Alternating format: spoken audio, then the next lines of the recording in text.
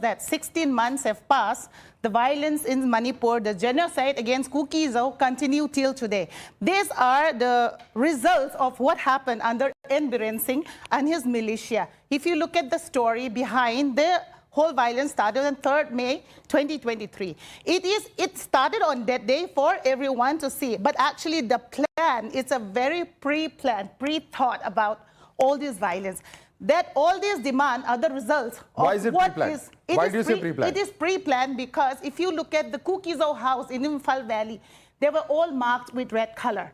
All those houses were first attacked when the violence happened. And also the land right that was given to the village chief of the Kuki-Zo was taken away from them, from the village chief, and the very office that was kept in Imphal Valley was burned down.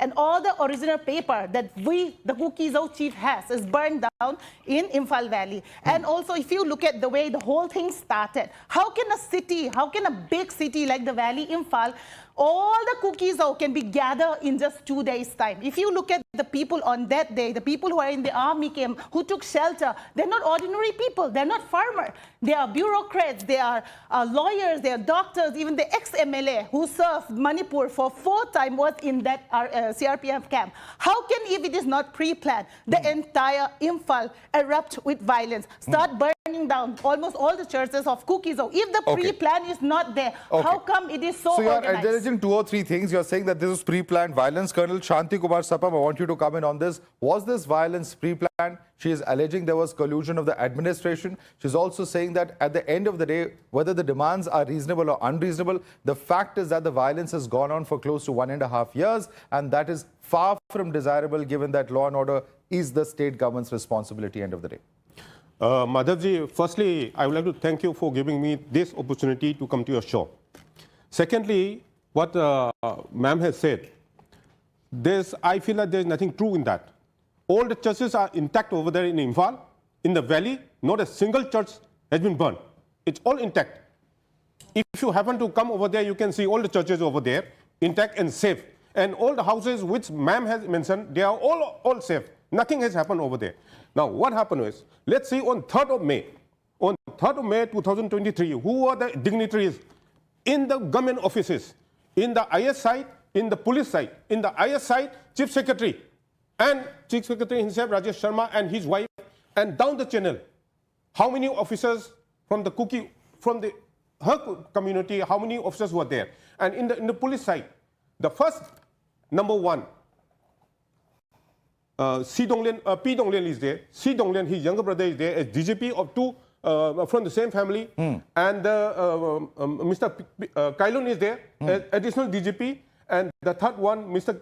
Clay Khongsha is there, additional DGP, and various officers.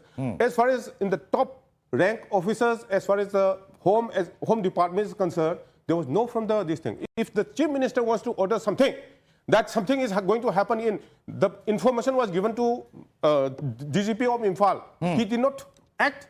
And whatever ma'am has said, all the houses were marked. No, it is I would say it is totally lie. Okay, let's sort this out right now. What you have said is factually wrong, he says. Do you have anything to prove your I have claims? the proof of that. It is on social media. All the Kuki-Zo houses are marked red. And he says that the churches were not burned down. All the video that went viral, KBC church was burned. And my own relative house in Waipei Weng, 5 of them are all totally gutted down. Whatever he's saying, such a lie. If we keep spreading lie on national TV and not speaking the truth, how on earth are we going to solve? No wonder the violence has gone through 16 months of long, because people spread lie after lie, even on national TV. Such people should be banned here. Who is he trying to fool? That no Kuki house are burned. Who is he trying to fool? No churches are burned down in the valley. We all know that, Madhav. No, one thing. He is lying flat here. He should be banned to come on national TV. We're talking about a situation where there is a huge violence that has happened. There may be perpetrators from each side, there may be victims from each side. I'm not going to get into that debate.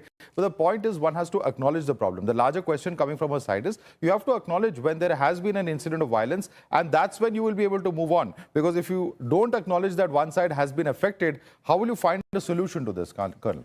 Solution is, this is a very deep-rooted problem.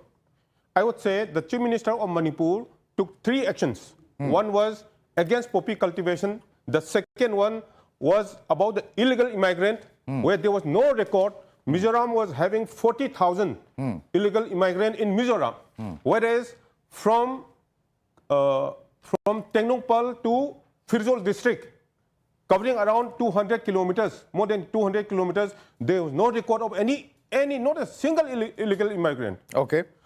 Okay. Third, Let me. Third, Yeah. to make Third, Yes. let me just complete. Third, the third point, what he did was, there was an encroachment in the reserve forest. There was a village which was not there in 2019, and it was there in 2022. And 4 notices were given to evict this village, and that was not evicted by themselves. So Okay. it was the state government evicted that Okay. village. I will come into the point of those who have come from outside, etc., because I think there's a separate question that I want to ask in relation to these allegations of foreign hand, etc. But let me come to PK Mishra, additional DG of the BSF. The question over here is this. We have a huge presence of central forces today in Manipur. The question that repeatedly arises is that despite this massive protest, a massive presence really of these central forces, we are seeing these repeated incidents of violence. Where is the issue? Is the issue with the deployment? Is the issue with the use? Is the issue with the kind of uniform command structure that we have? Why is it that we are unable to contain this violence?